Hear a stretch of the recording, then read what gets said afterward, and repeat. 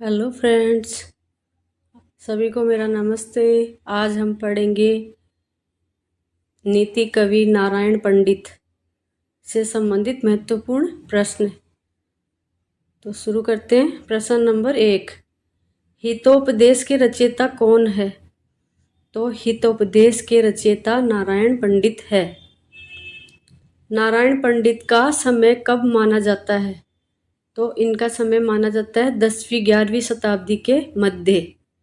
प्रश्न नंबर 3, हितोपदेश किस ग्रंथ पर आधारित है, यानी इसका उपजीव्य ग्रंथ कौन सा है? तो ये पंचतंत्र पर आधारित है। इसका उपजीव्य ग्रंथ पंचतंत्र है। प्रश्न नंबर 4, नारायण पंडित किस राजा के आश्रित कवि थे? तो नारायण पंडित बंगाल के राजा धवलचंद्र के आश्रित कवि थे। प्रश्न नंबर 5, हितोपदेश में कितने भाग है? तो हितोपदेश में 4 भाग है। वो 4 भाग कौन कौन से हैं? पहला है मित्र लाभ, जिसमें मित्र प्राप्ति के उपाय हैं। दूसरा है सुहृद भेद, जिसमें मित्रों में फूट दर्शाई गई है। तीसरा है विग्रह, जिसमें युद्ध है, युद्ध का वर्णन है। और चौथा है संधि, जिसमें मित्रता का वर्णन है। तो हितोपदेश में 4 भाग कौन कौन से हुए? मित्र लाभ, सुहृद भेद, विग्रह और संधि। यह कृति एक वाचना के रूप में पंचतंत्र पर आश्रित है। जो पंचतंत्र की 8 वाचनाएं हैं, उसमें से एक ये वाचना कौन सी? हितोपदेश। प्रश्न नंबर 6, हितोपदेश किस प्रकार का ग्रंथ है? तो हितोपदेश पंचतंत्र कथा आधारित नीति कथाओं में श्रेष्ठ कथा ग्रंथ है। प्रश्न नंबर 7, हितोपदेश में पंचतंत्र के अतिरिक्त किनसे श्लोक लिए गए हैं? तो कामंदकीय नीतिसार से भी श्लोक लिए गए हैं। हितोपदेश में पंचतंत्र से तो श्लोक लिए गए हैं, और इसके अलावा कामंदकीय नीतिसार से भी लिए गए हैं।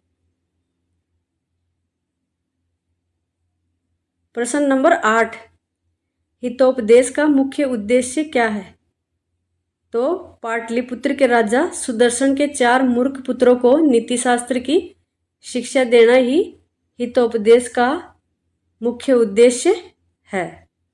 प्रश्न नंबर 9, मित्र लाभ में किसकी कथा है? तो मित्र लाभ में काक, कुर्म और मृग की कथा है। प्रश्न नंबर 10, सुहृद भेद में किसकी मित्रता टूटने की कथा है? तो इसमें सिंह और वृष की मित्रता टूटने की कथा है। प्रश्न नंबर 11, विग्रह में किसके युद्ध की कथा है? तो विग्रह में हंस और मयूरों के युद्ध की कथा है। प्रश्न नंबर 12, संधि में किसके बीच मैत्री कराने की कथा है? तो संधि में हंसों और मयूरों के बीच गिद्ध और चकवे द्वारा मैत्री कराने की कथा है।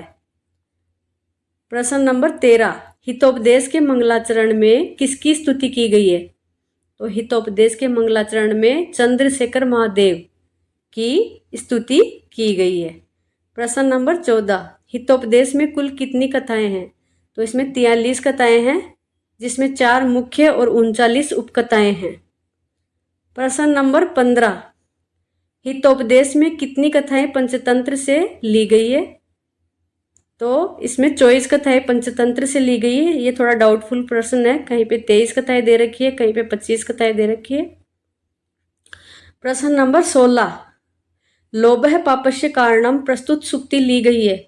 तो लोभः पापस्य कारणम, लोभ ही पाप का कारण है।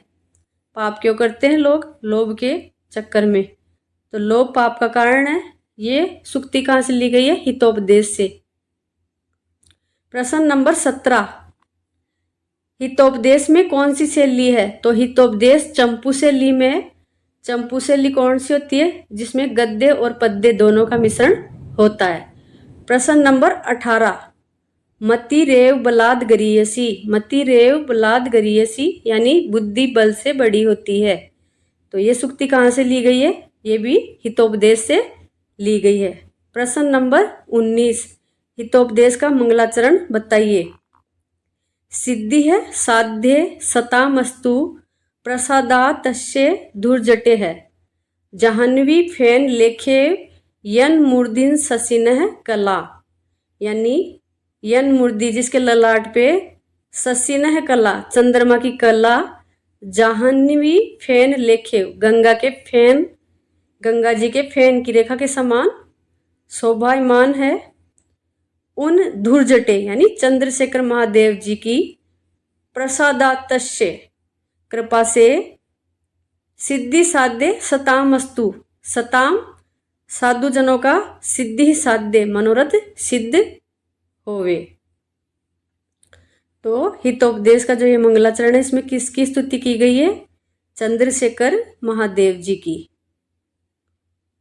और उनकी क्या उपमा दी गई है कि उनके ललाट पर चंद्रमा की कला किसके समान है? शोभायमान, गंगा जी के फेन की रेखा के समान।